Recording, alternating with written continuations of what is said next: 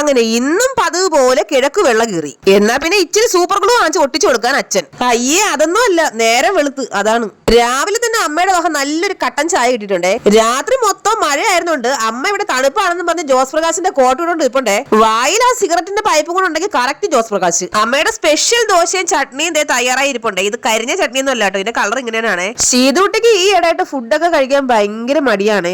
എന്ത് കൊടുത്താലും നൈസായിട്ടുള്ളത് കളഞ്ഞിട്ട് നമ്മുടെ മുഖത്ത് നോക്കി ഇങ്ങനെ ചിരിച്ചോണ്ടിരിക്കും. ഞാൻ പിന്നെ അപ്പുറത്തെ വീട്ടിലെ ചേട്ടൻ അതിലെ കൂടെ പോകുമ്പോ ദേണ്ട മോളെ കോക്കാച്ചി പോണെന്നൊക്കെ പറഞ്ഞ് പേടിപ്പിച്ചിട്ടാണ് എന്തെങ്കിലും ഇച്ചിരി കഴിക്കാൻ കൊടുക്കുന്നത്. ദൈവമേ, ഇനി ആ കോക്കാച്ചി എങ്ങനെ ഈ വീഡിയോ കാണുമെന്നോ? ഇല്ലായിരിക്കും അല്ലേ. ഞാൻ എന്നും രാവിലത്തെ ഫുഡ് ഉച്ചയ്ക്കാണ് കഴിക്കാറുള്ളത്. പക്ഷെ ഇന്ന് ശീതൂട്ടയും കൊണ്ട് ഹോസ്പിറ്റലിൽ പോകുന്നുണ്ട്. രാവിലെ കഴിക്കാന്ന് വിചാരിച്ചത് മാത്രമേ ഉള്ളൂ. എനിക്ക് കഴിക്കാൻ പറ്റില്ല കേട്ടോ. ഞാൻ വിചാരിച്ചു പിന്നെ വന്നിട്ട് കഴിക്കാന്ന്. ഇന്നലെ രാത്രി തലമുടി കെട്ടി വെച്ചിട്ട് കിടന്നതായിരുന്നു. രാവിലെ എഴുന്നപ്പോ മൊത്തത്തിൽ കുരുക്ക് വീണ് കിടക്കുന്നു. ഇതിനെ അഴിക്കണമെങ്കിൽ മിക്കവാറും ഞാൻ ഫയർഫോഴ്സിനെ വിളിക്കേണ്ടി വരും. സാധാരണ എല്ലാ വർഷം മുടിക്ക് നീളം വെക്കുമ്പോൾ ഞാൻ പകുതി വെച്ച് കട്ട് ചെയ്യാറുണ്ട്. പക്ഷെ ഇനിയിപ്പോ ഞാൻ കട്ട് ചെയ്യുമ്പോൾ നിങ്ങൾ പറയൂലേ, ഓ അവള് വലിയ യൂട്യൂബർ ആയിപ്പോയി, അതാണ് ഈ മുടി എല്ലാം വെട്ടിക്കളഞ്ഞതെന്ന്. എന്റെ മുടിയുടെ പ്രത്യേകത ഇച്ചിരി ഒന്ന് നീളം കൂടിക്കഴിഞ്ഞാൽ അന്നേരം തന്നെ കംപ്ലീറ്റ് പൊട്ടി പോകും. ഞാൻ കഴിഞ്ഞ വർഷം മുടി കട്ട് ചെയ്തതിന്റെ പിക്ക് ഈ വീഡിയോയുടെ ലാസ്റ്റ് പിൻ ചെയ്തേക്കാമേ. നല്ലത് ഏതാണെന്ന് നിങ്ങൾ പറയണേ, എന്നിട്ട് അതുപോലെ ഞാൻ ചെയ്യാട്ടോ. എവിടെയെങ്കിലും പോകാൻ നേരത്തെ മുടിയിൽ ഒരു 100 ഫാഷൻ ഞാൻ പരീക്ഷിക്കും. അവസാനം വേണ്ട അന്തസ്സായിട്ട് ഇതുപോലെ കെട്ടി വെച്ചോണ്ടെങ്കിൽ പോകും. കഴിഞ്ഞ വർഷം ഓണത്തിന് കണ്ണം മേടിച്ചെന്ന ചുരിദാറാണ് ഞാൻ ഇട്ടേക്കുന്നത്. ഈ ബാഗിന്റെ ലിങ്ക് ഒന്ന് തരുവോ ചേച്ചി എന്ന് ചോദിച്ച ആളിനോട് ഇത് ഞാൻ ഷോപ്പിൽ നിന്ന് വാങ്ങിച്ചതാണ് കേട്ടോ, ഇതിന് ലിങ്ക് ഒന്നും ഇല്ല.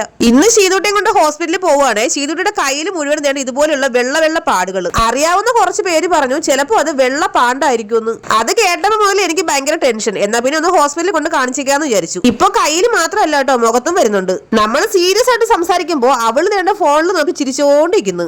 ഞങ്ങൾക്ക് ഇവിടെ തൊട്ടടുത്ത് വേറെ ഹോസ്പിറ്റലൊന്നും ഇല്ല കേട്ടോ. നേരെ പോകുന്നത് കടക്കലാണേ. ഇവിടെ നിന്ന് ഫുഡ് പോലും കഴിക്കാതെ ഓടി പാഞ്ഞ് കടക്കല് ഗവൺമെന്റ് ഹോസ്പിറ്റലിൽ പോയപ്പോ അവിടെ ഡോക്ടർ ഇല്ലാന്ന്. പിന്നെ നമ്മുടെ സബ്സ്ക്രൈബേഴ്സിനെ കുറച്ച് പേര് അവിടെ വെച്ച് കാണാൻ പറ്റിയേ. അതിലൊരാള് പറഞ്ഞു ഇവിടെ തൊട്ടടുത്ത് ഒരു പ്രൈവറ്റ് ഹോസ്പിറ്റലുണ്ട്, അവിടെ കൊണ്ടുവന്ന് കാണിക്കാൻ. പ്രൈവറ്റ് ഹോസ്പിറ്റൽ എന്ന് പറഞ്ഞപ്പോഴേ ഞാനൊന്ന് ഞെട്ടി. കാരണം എത്ര രൂപയാവും അറിയില്ലല്ലോ. പിന്നെ കുഞ്ഞിന്റെ കാര്യം ആയതുകൊണ്ട് എന്തായാലും കൊണ്ടുവന്ന് കാണിക്കാന്ന് വിചാരിച്ചു. ഈ ഹോസ്പിറ്റലില് ഞങ്ങൾ ആദ്യമായിട്ട് പോകുന്നതുകൊണ്ട് തന്നെ റൂട്ടൊന്നും അറിയില്ലായിരുന്നേ. എന്നാ പിന്നെ ആരോടെങ്കിലും ചോദിച്ച് പോവാന്ന് വിചാരിച്ചപ്പോ ഒരു പട്ടിക്കുഞ്ഞു പോലും ആ ഏരിയയിലില്ല. അങ്ങനെ ഒരുവിധം ഞങ്ങൾ തെണ്ടി തിരിഞ്ഞ് ആ ഹോസ്പിറ്റലിൽ എത്തിയിട്ടുണ്ടേ. അവിടെ ചെന്ന് ഹോസ്പിറ്റലിൽ കണ്ടപ്പോ ഞാൻ മനസ്സിൽ വിചാരിച്ചതുപോലെ അല്ലായിരുന്നു. സബാഷ്, ഇത്രയും വലിയ ഹോസ്പിറ്റലാ. ഹോസ്പിറ്റലിന്റെ വലിപ്പം കണ്ടപ്പോഴേ അച്ഛൻ പേടിച്ചു പോയി. അപ്പൊ തന്നെ അച്ഛൻ പറഞ്ഞു അച്ഛന് കിഡ്നിയാണ് വലുത്, അതുകൊണ്ട് താഴെ എങ്ങാനും പാർക്കിംഗ് ഏരിയയിൽ നിൽക്കാന്ന്. ദൈവമേ, എല്ലാം കഴിഞ്ഞ് ഇവിടെ ഇറങ്ങുമ്പോ ഞാൻ മിക്കവാറും എന്നെ തന്നെ തൂക്കി വെക്കേണ്ടി വരും ബില്ലടയ്ക്കാൻ.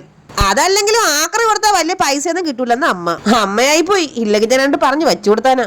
ഹോസ്പിറ്റലിന്റെ വലിപ്പം പോലെ തന്നെ ആളുകളുടെ തിരക്ക് നന്നായിട്ട് കൂടുതലായിരുന്നു. വീട്ടിൽ എന്നെ തുണിവെക്കി കാണിക്കുന്നതേ പോട്ടെ, ഇനി ഹോസ്പിറ്റലിൽ വന്നിട്ട് നാട്ടുകാരെ കൂടെ തുണിവെക്കി കാണിക്കണോ എന്തോ. അങ്ങനെ 10 മണിക്ക് ഡോക്ടറെ കാണാമെന്ന് നമ്മള് തിരിച്ചിറങ്ങിയപ്പോ 3 മണിയായി. ഈ വിശന്ന് കുടല് കാര്യമെന്ന് പറഞ്ഞല്ലേ കേട്ടിട്ടുള്ളൂ. ഇന്ന് ഞാനത് സ്വന്തമായിട്ട് മനസ്സിലാക്കി. ഹോസ്പിറ്റലിൽ നിന്ന് ഇറങ്ങി ഉടനെ ക്യാൻറ്റീനിൽ കയറി ചായ നല്ലൊരു ഉള്ളിയോടെയും കഴിച്ചു. മോന്റെ സ്കൂൾ വണ്ടി വരാറായതുകൊണ്ടും നമ്മൾ ലേറ്റ് ആയതുകൊണ്ടും അച്ഛൻ വണ്ടി 100 പറപ്പിക്കുവാണേ. അങ്ങനെ കൃത്യം 4 മണിയായപ്പോ ഞങ്ങള് വീട്ടിലെത്തി. 4:10 മോന് സ്കൂൾ വിട്ട് വന്നേ. മോന് കഴിക്കാൻ ചോറൊന്നും വയ്ക്കാതെ ഞങ്ങൾ പോയതുകൊണ്ട് കടയിൽ നിന്ന് ഒരു ചിക്കൻ ബിരിയാണി മേടിച്ചോണ്ട് കൊടുത്തായിരുന്നു കേട്ടോ. അവന് മുട്ട എടുത്ത് വെച്ച് ഉരുട്ടി കാണിച്ചിട്ട് ചോദിക്കുന്നത് ആനമുട്ടയാണെന്ന്. ഞാൻ പറഞ്ഞ അല്ലടാ, ഞാൻ ഇവിടെ ഇരുന്ന് ഇട്ടതാന്ന്. ശീതൂട്ടിക്ക് ബിരിയാണി വായിൽ വെച്ച് കൊടുത്തേണ്ട അതേ സ്പീഡിൽ അവള് തുപ്പിട്ടുണ്ടേ.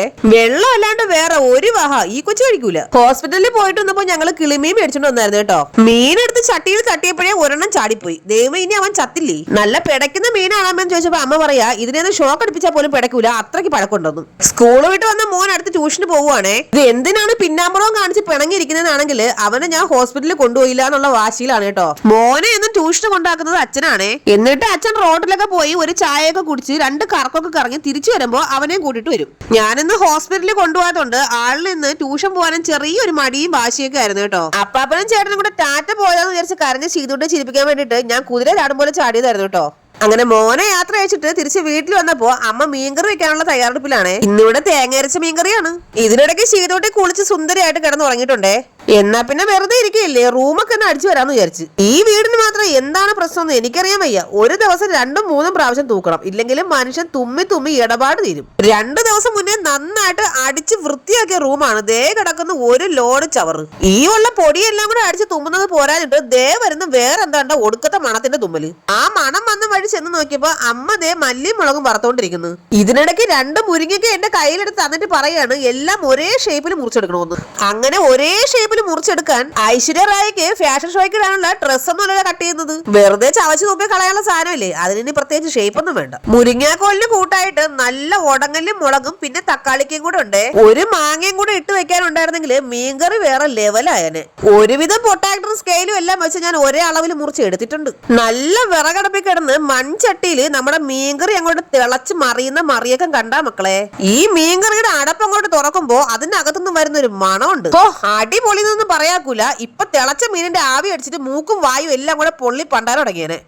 ഈ ഓയിൽമെന്റ് സോപ്പുമാണ് ഡോക്ടർ ചെയ്തൂട്ടിക്ക് തന്നത്. അച്ഛൻ കടയിൽ പോയിട്ട് വന്നപ്പോ മേടിച്ചിട്ടുണ്ടെന്ന പഴം നുള്ളിപ്പറക്കി കഴിച്ചോണ്ട് കിടക്കുകയാണ് ചെയ്തൂട്ടി. പഴം നമ്മൾ കൊടുക്കാന്ന് പറഞ്ഞാൽ അവള് കഴിക്കൂല. ഇങ്ങനെ തനിച്ച് കഴിക്കുമ്പോ ആദ്യം പഴം കഴിക്കും, പിന്നെ അതിന്റെ തൊലിയും കഴിക്കും. ഇതിനിടയ്ക്ക് ചെയ്തൂട്ടിക്ക് നൈസായിട്ട് പഴം കൊടുത്ത് ശ്രദ്ധ മാറ്റിയിട്ട് മോൻ അപ്പുറം സൈഡിൽ ഇരുന്നിട്ട് ഹോംവർക്ക് ചെയ്യുകയാണേ. കുറച്ചു കഴിഞ്ഞപ്പോ അമ്മ 2 പഴം കൊണ്ടുവന്ന് എന്റെ കൈ തന്നിട്ട് പറഞ്ഞ് കഴിച്ചോളാൻ. ഞാൻ നോക്കിയപ്പോ ദേണ്ട ഇരട്ട കുട്ടികള്. ഈ ഇരട്ട കുട്ടികളുടെ അച്ഛൻ എവിടാണാവോ? ഞാൻ അപ്പൊ തന്നെ വലിയൊരു സർജറി നടത്തി ഇരട്ട കുട്ടികളെ വേർപെടുത്തി, എന്നിട്ട് പതിയെ അകത്തുമാക്കി. ഇപ്പൊ നിങ്ങൾ കണ്ടോണ്ടിരിക്കുന്നത് എന്തെന്ന് വെച്ചാല് ഞാനും ശീതൂട്ടും തമ്മിൽ മത്സരിച്ച് പഴം തിന്നുന്നതാണ്. ശീതൂട്ട് ചാരി നിന്ന് ആടിക്കളിച്ച് മിക്കവാറും ഇന്ന് ആ ഫാനിന്റെ കാര്യത്തിൽ ഒരു തീരുമാനമാക്കും. പഴം കഴിക്കുന്നതിനിടയ്ക്ക് കവിളിലിട്ടൊരു കടിയും കൊടുത്തു ഗൈസ്. ഇങ്ങനെ ആക്രാന്തപ്പെട്ട് കടിച്ചു പറിക്കാൻ അത് ചിക്കൻ കാലല്ല, പഴമാണെന്ന് അമ്മ. രാത്രി ഒരു 8:30 മണിയായപ്പോ ശീതൂട്ടിക്ക് ഞാൻ സെർലാക്ക് കൊടുത്തായിരുന്നേ.